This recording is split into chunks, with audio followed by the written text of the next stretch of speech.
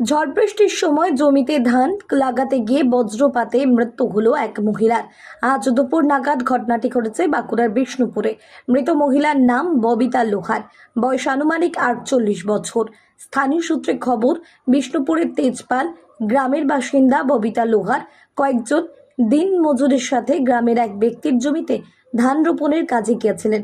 কাজ করার সময় হঠাৎই বিকট একটি বজ্রপাতে ববিতা সহ আরও দুজনে জমিতে লুটিয়ে পড়ে। দুর্ঘটনার পর 3 জনকে দ্রুত উদ্ধার করে হাসপাতালে নিয়ে যাওয়া হয়, কিন্তু চিকিৎসকরা ববিতাকে মৃত বলে ঘোষণা করেন। বাকি 2 জন হাসপাতালে চিকিৎসাধীন রয়েছেন। আমি ঘরে ছিল, কি হয়েছিল?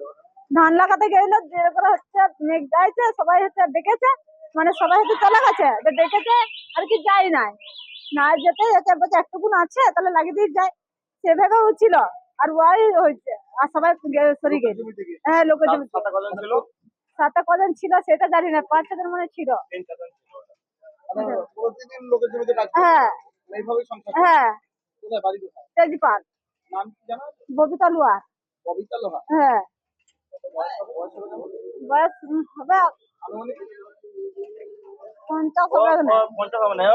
50 হবে না, 50 হবে না। হঠাৎ করে শব্দ নাকি? হ্যাঁ, আপনি ছিলেন ওই সাইডে? না থাকি না, আমি ঘরে ছিল। দিয়ে তারপর শব্দ শুনে গেলেন? যে সবাই বলছে এরকম ব্যাপার, যে করে আপনাদের তোদেরই এরকম হয়েছে ঘরে, যে করে আমরা শুনে সবাই গেছি। যে কি দেখলেন? লোক দেখেছে, পাশাপাশি লোক যারা ধান লাগাচ্ছিল, যে বলছে তোদের ঘরে তোদের যা এরকম হয়ে গেছে। দিয়ে দেখলেন পড়ে আছে। হ্যাঁ, যে সবাই এবারে তখন রাস্তাকে